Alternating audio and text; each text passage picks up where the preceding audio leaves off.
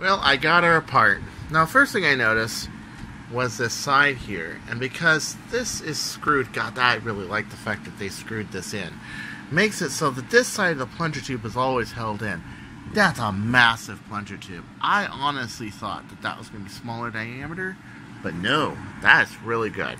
There's your safety, very primitive safety, that basically goes down and locks it as so. There's your guillotine catch right there. You got your load indicator here, and basically an unjammer here for some reason. Kind of weird, huh? Okay, so this is very, very interesting because this blaster, I took it apart and I'm really surprised at something. When I came up with a ZDS Firestrike, I came up with a ZDS auto-load mechanism. I don't know how, if ever, Hasbro would have gotten the design, but it does seem like almost a copy. The only thing that's different is this part of the magazine here. That's curved. My magazine worked like this. The whole thing would go back, load, and then go forward, and the magazine would move. Well, this is exactly what this does. Wow. This is really, really fascinating, really interesting. So, okay, here's the load gate. Okay, that's going away. That's gone. And not only that, it's not recessed on the inside. You know, I would have at least made a line here. So if the ball goes up, it can't go out, or it at least holds it down, just in case the two releases don't get it. But it's pretty good. I am quite impressed with the sturdiness of this blaster. And even one of my friends who tried it, he loves it. He thinks it's great. So let's get a little more into this, shall we? Okay, so there is your exact draw distance right there. Okay? This is exactly where it ends right here. And your cuff is about right here. This looks fairly interesting. I am almost thinking, maybe, just maybe, could it work? I don't know. We'll find out. Okay, so here's your plunger head right here, okay? It's a really big pad up here, and it's really going into here. It's pretty sturdy. Here's your catch right here, your guillotine catch. Spring loaded, but it's a fairly weak spring. And what you have here is this little recess right here. That's pretty good. I could take an Explorer 18 kilogram spring. I could put it in there. Sure. Will it fit around my plunger? Oh, barely. But do I have a better idea? Bet your ass I got a better idea. Here's your catch right here. Piece by piece, pretty nice. But you can see this top catch, this piece it's pretty flimsy. And I really think I could do better than that dinky little shit spring that they provided. Yeah, I can. Okay, it looks like a standard long shot catch spring. Let's say like a turf spring or a jet spring will fit right in there. But you have to grind these 4 posts right here, these 4 sides. This is reversible. I think that's a really beautiful, really nice for modders. But I beveled one on the side and kept the other, since I know I'm not going to break catches because I'm not going to use too light of springs. This is a really thin spring. Don't use it for stronger loads.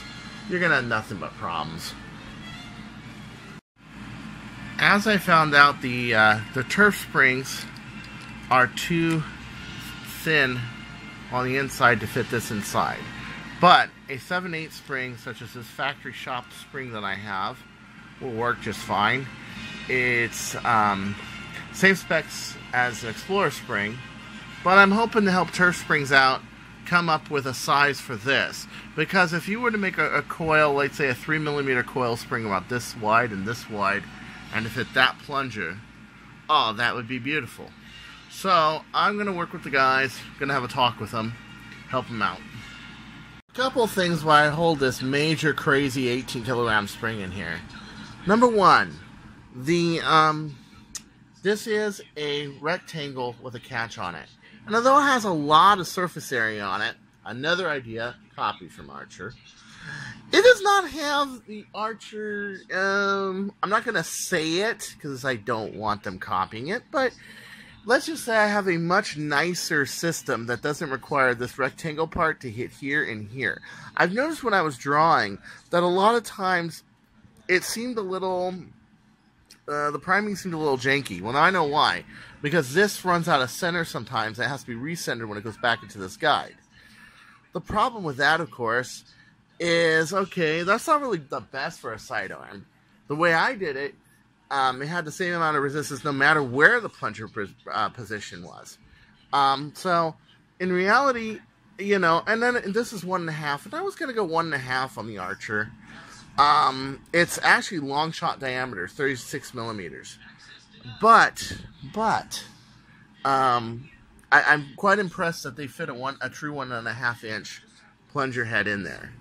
That's impressive. This is going to be an incredible mod blast. But first, as always, you work on power plant first. I gotta say, I still give this a really high score, but Archer's still gonna kick its fucking ass. Alright, so I had to cut off about 1.5 coils off of a 14 coil 2mm spring. But this is way more powerful at 26. Wow. Gotta take that out tomorrow and try it. Well, it's pretty goddamn amazing. And I guess you'll have to wait for the range test videos because, one, there's brush fires outside. I don't know if I'll get tomorrow.